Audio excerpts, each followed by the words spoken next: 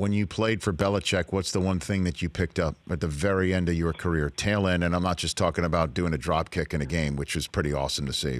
What did you pick up from that? The thing that amazed me was the amount of information Bill would take in a game plan early in the week to prepare his game plan. He has people reading every article. Every comment that comes from an opposing locker room gets read, filtered through. The amount of information that you can pick up from all the interviews the other players are doing and things they say about, a game plan, about they don't mean to be telling it, but there is a lot of information that is given away. That's why Bill Belichick is the most boring interview in the country. Bill is not going to give you one thing. He's going to get on top of his guys, not to say a word.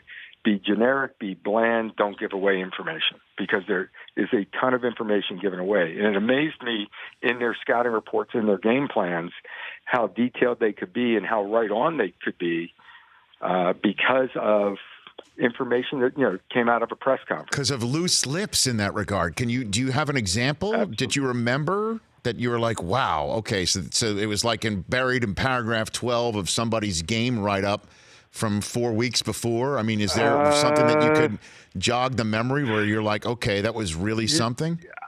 I can't come up with a specific one there, but I do remember the one on Thurman Thomas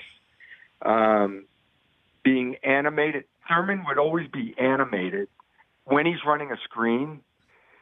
He'd like to try to pretend he's in pass protection. So you're pointing out the middle linebacker or the weak side linebacker, that type of stuff. And I played with Thurman. And once I saw it in Bill's scouting report about Thurman, I go, that's dead on. That's right. Every time we had a screen on, all of a sudden he was like really pointing people out and shuffling his feet and moving around and things like that.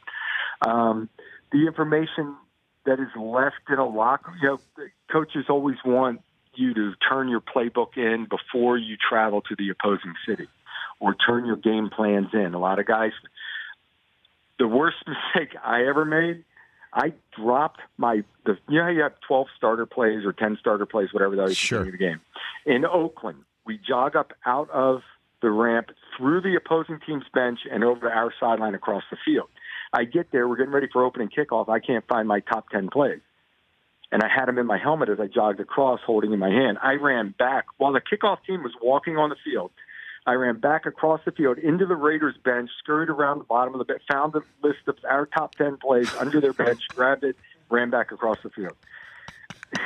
So there was almost too many men on the kickoff? Is that what you're saying? Practically. They were lining up. Like, everybody was lined up for kickoff looking at me running back across the field. And I had the top 10 plays laying on there. I mean, everything Bill Belichick is about with opposing teams with loose lips and information. And here I am practically giving the Raiders our first 10 plays. What was Brady like when you were there?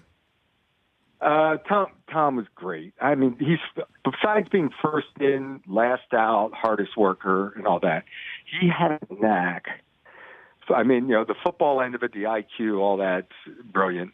But he had a knack for making everybody feel like they were important. Everybody had a piece of this. The guy that's in the training room, he didn't even practice that week. Tom would go in and have a good comment for him of, you did a great job on scout team last week, and you really made us better, and things of that nature. I had a conversation with Tom before an Indianapolis game. We were getting ready for we were doing some 2-minute offensive stuff. They play this cover two a little too close to the goal line. That one up the rail and stick it in there. And in the middle of a no-huddle, 2-minute situation, Tom checks to a play on the 15-yard line going in, looks at the safety off for a second, and sticks it in the corner of the end zone for a touchdown. He came straight off the field to me and said, that's yours, and which is total BS, because Tom knew he's done it 100 times before I got there and knew. But he would acknowledge any contribution by anyone on the team. It was pretty impressive. For more of The Rich Eisen Show, tune to Audience Channel 239 on DirecTV for free on BR Live, or download The Rich Eisen Show app.